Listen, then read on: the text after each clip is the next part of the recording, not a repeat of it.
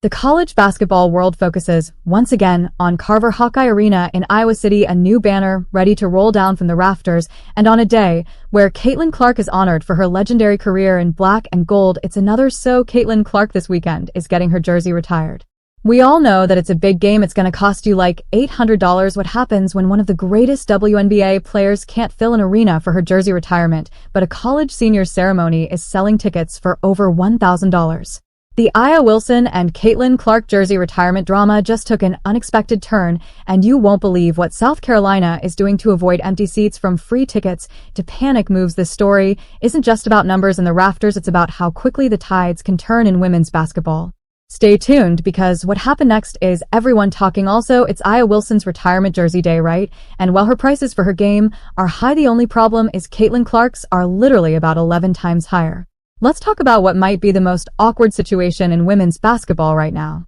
Picture this: Aya Wilson, three-time WNBA MVP, Olympic gold medalist, the woman who literally has a statue outside South Carolina's arena, can't sell out her jersey retirement ceremony. Meanwhile, Caitlin Clark's ceremony tickets are selling for more than courtside seats at some NBA games. How did we get here? Let's break this whole thing down, all right? And one's got to wonder, is somebody really going to pay $700 to see Aya Wilson and her number get retired? Maybe they will.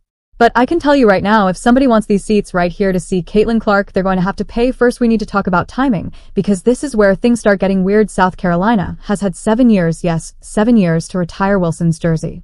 She graduated in 2018, led them to their first national title, basically put their program on the map. You'd think they would have done this the second she walked off campus, right? But nope, they waited so long they actually broke their own rules. She's accomplished. No single moment stands out more than the one that happened at Carver Hawkeye Arena last February in an unforgettable night against Michigan. Rebecca Kopelman is reliving that night through some of the eyes that were there to witness history. It was the swish heard around the state, the record-breaking logo, 3 made by Clark right in this spot, that bucket that captured audiences across the country, now cemented in history here at Carver and in the memories of Hawkeye fans who were here to witness it. See, South Carolina has this policy about jersey retirements. There's supposed to be a 5-year waiting period after a player's final college season. Wilson graduated in 2018, so they could have done this in 2023. Instead, they waited until 2024 to announce it would happen in 2025. Math isn't my strong suit, but that's definitely more than 5 years. But here's where it gets really interesting. They picked February 2nd, 2025 for Wilson's ceremony. If that date sounds familiar, it should. It's the same day Iowa chose for Caitlin Clark's jersey retirement. Same number 22, same day, but two very different stories unfolding. Let's talk about how these announcements went down. Iowa announced Clark's jersey retirement just a week after her final game. The momentum was there, the emotion was fresh, and fans were still riding high from her incredible career. They picked February 2nd, 2-2, because of her number 22, scheduled it during their only nationally televised weekend game against USC, and Juju Watkins' smart marketing right now contrasts that with South Carolina's approach. Despite Wilson's incredible achievements, we're talking about someone who has a statue outside the arena. Their announcement felt like an afterthought. It's like they suddenly remembered, oh yeah, we should probably do something about that Wilson jersey. But the real story here is the ticket situation, and folks, it's getting embarrassing. South Carolina is literally giving away tickets to make sure Wilson's ceremony doesn't look like a ghost town on TV. You can get a ticket for $16, that's less than what you'd pay for parking at most sporting events, and even at that price, they still can't fill the arena. Meanwhile, over in Iowa City, people are willing to pay thousands, yes, thousands, to watch Clark's number rise to the rafters. We're seeing tickets listed anywhere from $200 to over $1,000. Some people are paying more to see Clark's jersey retirement than they would for playoff NBA games.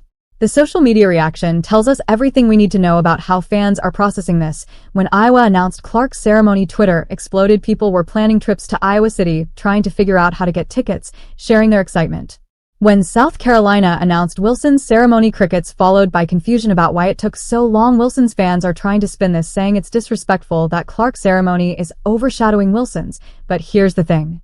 If South Carolina had done this years ago, when Wilson was fresh off her college career, we wouldn't be having this conversation. They had plenty of time to give her this moment in the spotlight, but they waited. What makes this situation even more awkward is Wilson's own history of comments about Clark. Remember when she couldn't stop throwing shade about Clark getting too much attention? Well, now those comments are coming back to haunt her. The basketball gods, it seems, have a sense of humor. Let's be real about what this tells us about the state of women's basketball right now. The game is changing, and it's changing fast. It's not enough anymore to just be great on the court. The new generation of stars led by people like Clark understands that connecting with fans, being authentic, and building your brand off the court is just as important as what you do on it. This isn't just about ticket prices, it's about the evolution of women's basketball as a whole. When Wilson was in college, social media wasn't what it is today.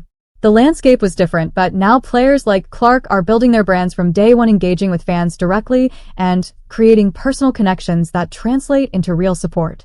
The contrast between these two ceremonies is teaching us something important about sports in 2025.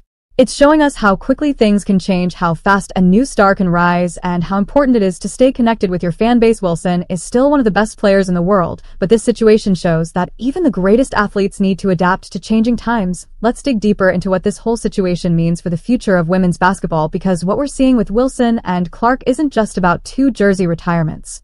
It's about a seismic shift in how the sport connects with fans. Think about how South Carolina is handling this whole situation. They're trying everything to fill those seats, free tickets, special promotions, you name it.